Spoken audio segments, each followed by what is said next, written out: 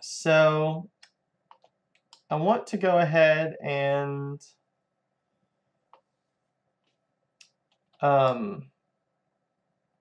show you another feature of the add wall that you can do with it.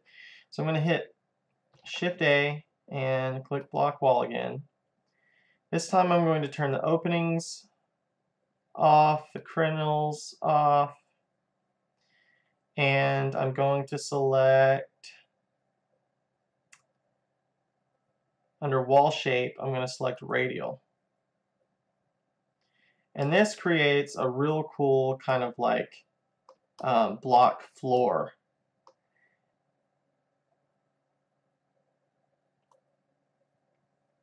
Alright, much better.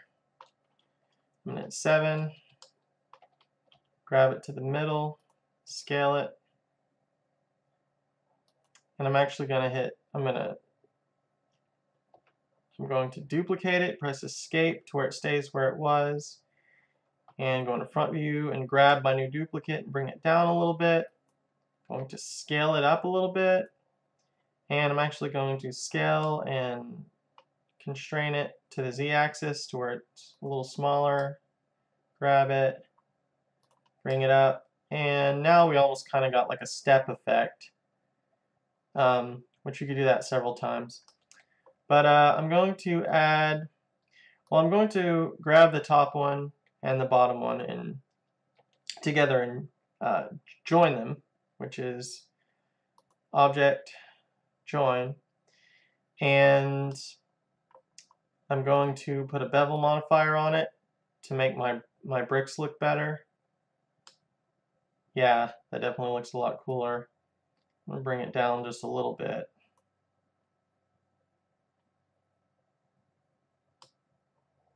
That's pretty cool. I'm going to go ahead and add a plane and scale it up a whole bunch. So I've got a basic ground going on here. And then I'm going to add a subdivision surface modifier to my ground and bring that up to about 3 just so it smooths out my ground, and hit apply. And it looks like it's a little high, so I'm going to grab it and bring it down to where you can still see that second step there. Okay, so I've included some textures in the little example files for this project. If you'd like to get those. So to texture this ground plane here, I'm going to go to Materials, click New, and then I'm going to go ahead and name it Ground. Then I'm going to go over to Textures and click New, under Type, Image or Movie, and under Image, click Open, and click the Dry Earth texture. And to be able to see it, I'm going to go click down here on Viewport Shading and switch it to Texture. And as you can see, it's much bigger than it should be.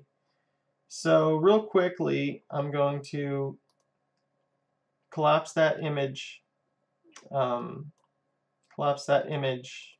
setting there and go down to mapping, and flat is fine, but I want to change the size, increase the X and Y value to where I've got a much more realistic looking kind of desert ground here.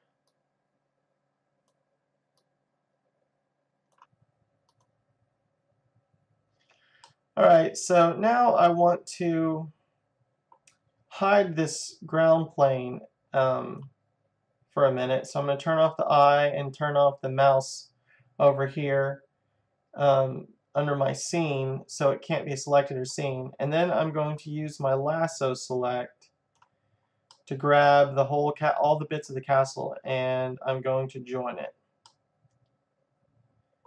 So, well, that didn't work. I'm going to lasso select it, go to Object, and Join. And it's taking a second here. It's thinking about it. All right. So that joins all of our mesh here into one. So I'm going to click back my plane, the eye, and I'm going to go ahead and leave the mouse off of it because I don't want to accidentally grab. I have no need to be able to select the ground plane, so I might as well leave it off. But I'm going to go ahead and click on the castle and click New Material, name it Castle, I guess. And under Texture, I'm going to go to New, and under Type here, I'm going to select Image or Movie.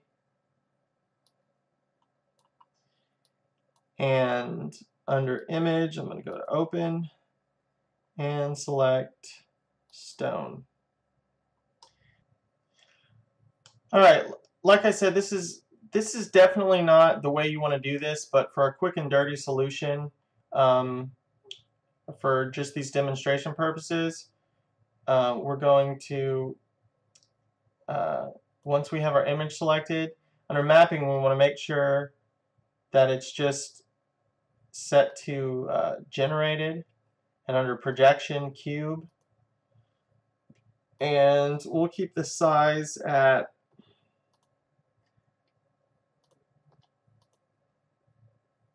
let's keep the size at 10 on the X and 10 on the Y, and Z doesn't typically change anything.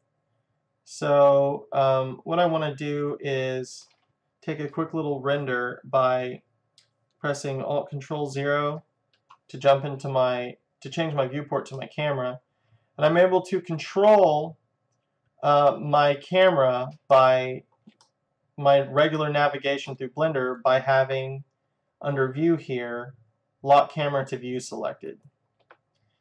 So I just want to take a quick little render and see how these bricks are looking here. So I hit F12.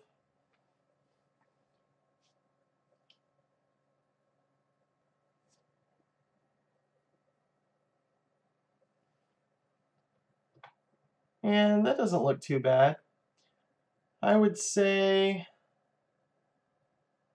I would like I'd like it to be a little less stretched out, so maybe under my Y, maybe if I bring my Y down to about 8, and let me render that and see how that looks. I'm going to change my slot in my UV image editor from slot 1 to slot 2 and hit F12, and that's so I can go back and forth and compare the render I did just a second ago with this new one I'm about to make. As you'll see, I keep my I keep one of these windows as my UV image editor right down here, so I have it to look at all the time whenever I'm texturing or need a quick view of my render.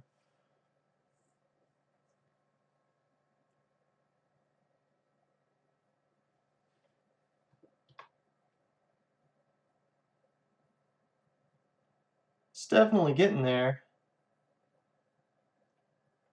I'll go ahead and bring that down to 6.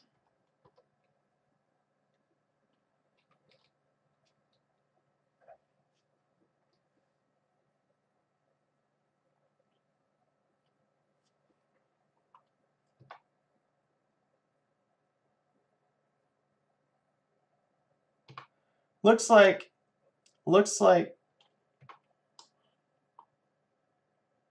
X under size, under mapping, X10 and Y6 is about the magic number we need to get a decent looking texture render. One more thing I want to, well, a few more things I want to show you real quick, but a really cool thing we can do really quick is throw some normal mapping on this texture, and what the normal mapping does is take the image's light areas and dark areas and creates a faux 3D effect. So, and it's so easy to do. You just go down under your texture, under influence, under geometry, you click where it says normal, and here you control the amount of its effect, and you can kind of see right down there on those bricks on those bricks down there how cool it kind of bumps it up and brings it to life. It'll look especially cool on the render. So we'll keep that, we'll put that at about 2.5, and I think I'll just leave that on the stone for now. But all right, the last bit I would like to show is how to put a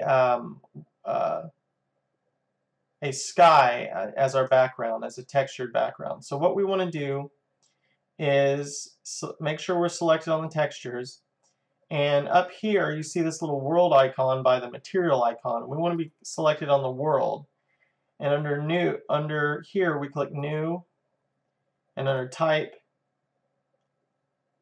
image or movie, and then under image, open, we pick our sky, and if you click preview, the preview tab open, you can kind of see what it should be looking like. But and if I select under world view and I go to preview, this will show me what my background is going to render as, and currently it's going to render as white, and I don't want that. So I turn real sky off and select blend sky, then I go back to materials. Now I go back to the texture and select the world, and under here I believe it's under influence, we want to turn blend off and select horizon. Then if we go back to world, you can see that this is what's going to render in the background of our sky. But let's adjust the mapping a little bit.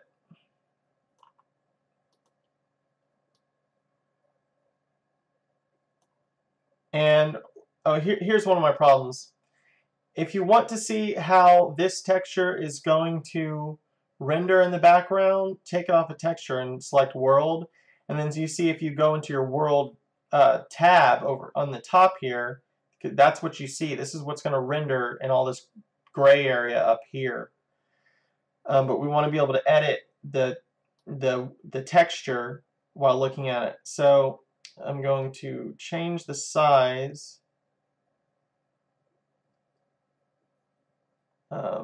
Actually, that was looking okay. I'll put that back at 1.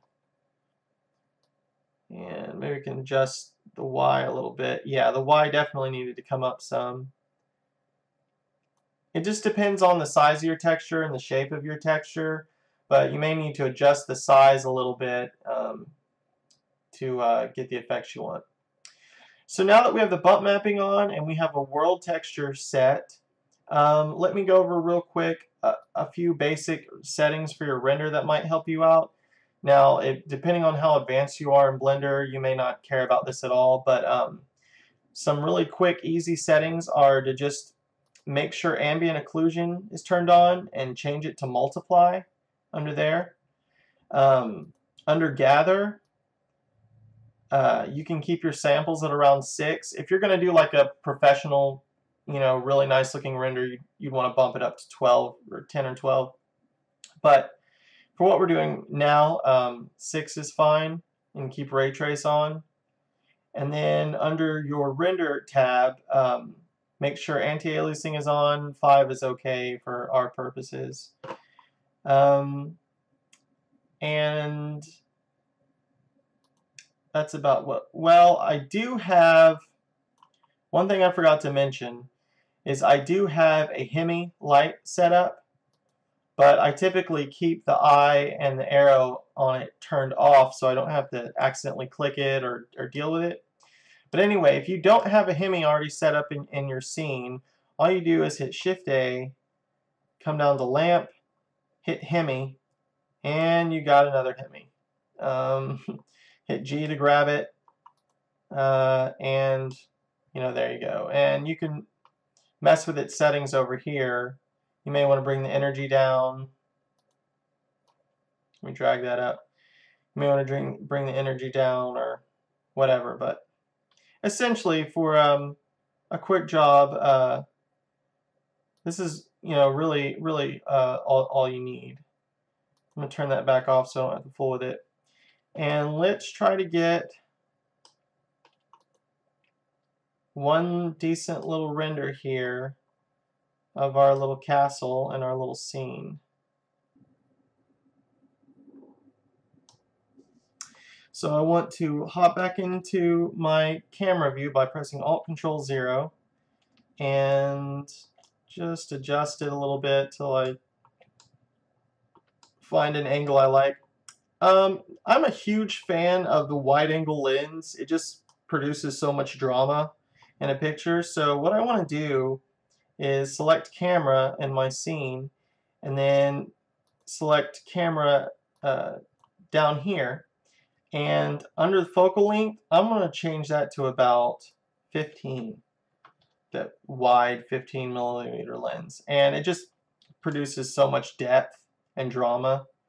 And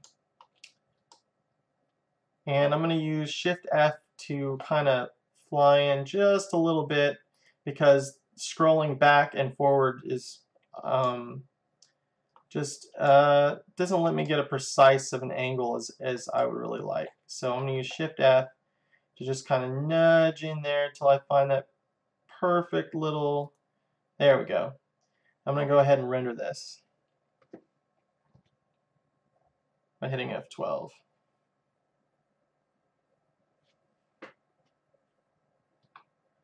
And there you go, folks. There's our castle. Not too bad. Hope you enjoyed this tutorial. If you liked it, let me know. And be sure to subscribe for next time when we'll be blowing it to hell in the next video in this series, exploding a castle. Alright, check you later.